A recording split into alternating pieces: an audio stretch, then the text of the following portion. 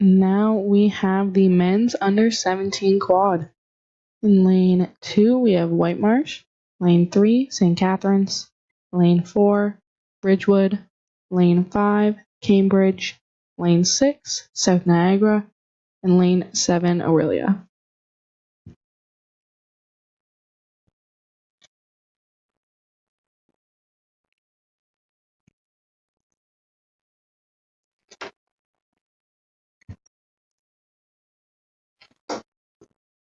Got just a couple minutes here before this quad goes off, so they'll be called up to the ready position by the umpires in just a moment, and they're making their final adjustments to their course. Bowseat's going to be probably continuously checking over his shoulder, making sure that they're in line. You don't want to be starting off at an angle because you will be doing extra meters.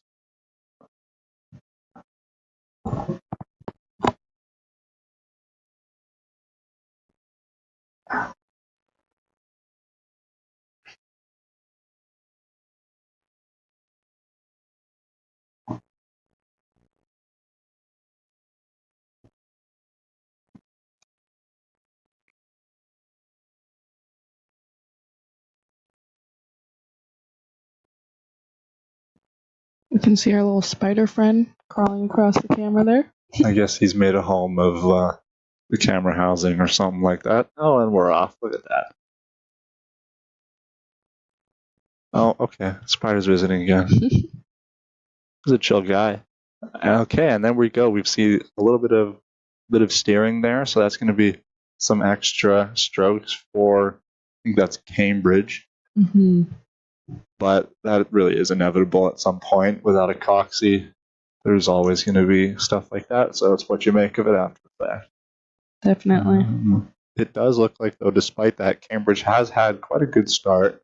Potentially Ridgewood, Cambridge, and South Niagara all kind of jumping out in front, potentially, as far as I can tell.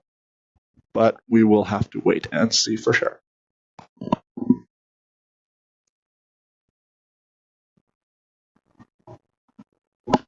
It does look like the wind has settled down significantly. It's still kind of blowing down the course as a bit of a headwind, but it doesn't look like it's quite as bad as it was about an hour and a half ago. So that is a positive. In lane 6, South Niagara, we have Cam Jackson and Hunter Tassone. They won Crosley's first gold at the CSSRA Championships this year,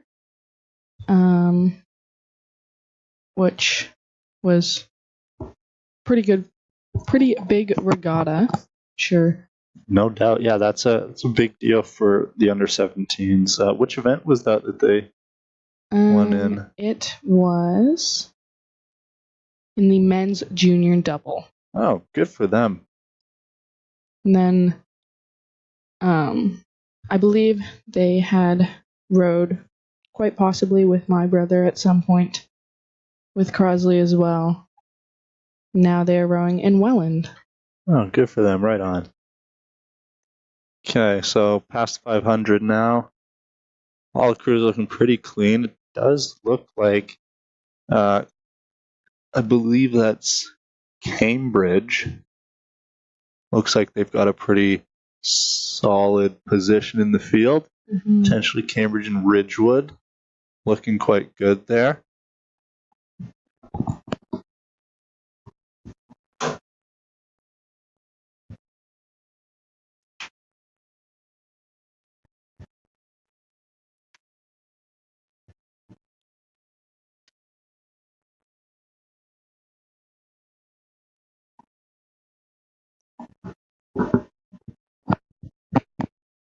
Yeah, all right, coming up on the 1,000 now. Does look like Cambridge and Ridgewood are right at the front there. A little bit hard to tell exactly who's in front. Angle could be showing a little bit an advantage to Cambridge right now, but we'll have to see once they come past.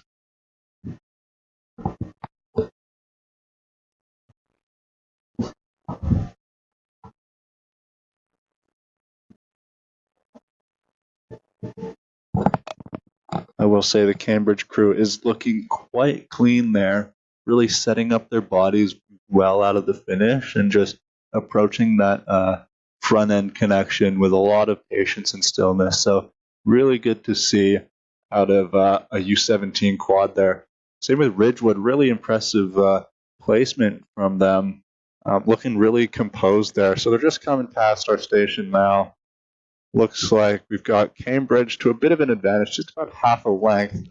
Really not a lot, and that can change pretty quickly in a boat like a quad, especially a u17 quad, where these athletes don't have quite as much experience as some of our seniors. So it'll be really interesting to see if Ridgewood launches an attack here.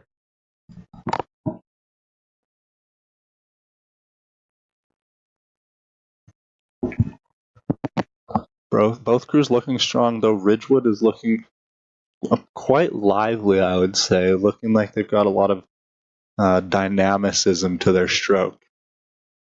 Kind of a big word for me.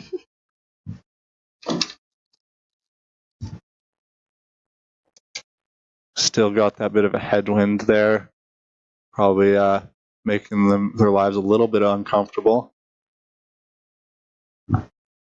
It looks like White Marsh might be a little bit close to the buoy line there, potentially encroaching on SCRC's lane a little bit.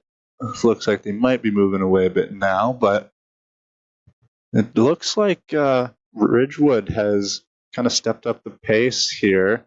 Their stroke rate, at least, looks like they're really wanting to hit the front of this field here before they run out of track.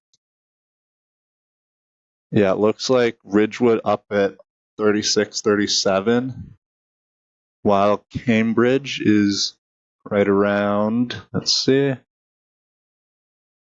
around a 34 half.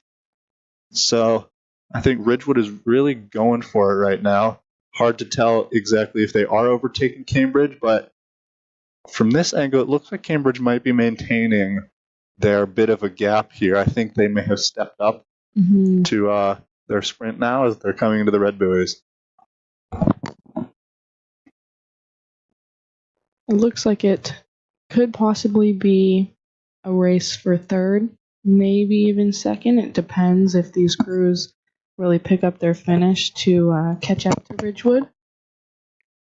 Yeah, it does look like Cambridge has kind of just twisted the screw here and pressed themselves away from Cambridge has pressed themselves away from Ridgewood, rather. Looks like Cambridge has actually brought it down coming into the finish. They don't look like they're going for the all-out sprint to the line, so looks like they closed that door when they could, and big celebrations from them. Big celebration. Yeah, Ridgewood comes across the line, hitting that white buoy there. Really impressive race from Cambridge. They were pressured there and with about 7:50 to go, and they really rose to it, stepped away from the Ridgewood crew. It looked like that was South Niagara in third, St. Catharines fourth, and then White Marsh, I believe, close in behind. I believe that looks like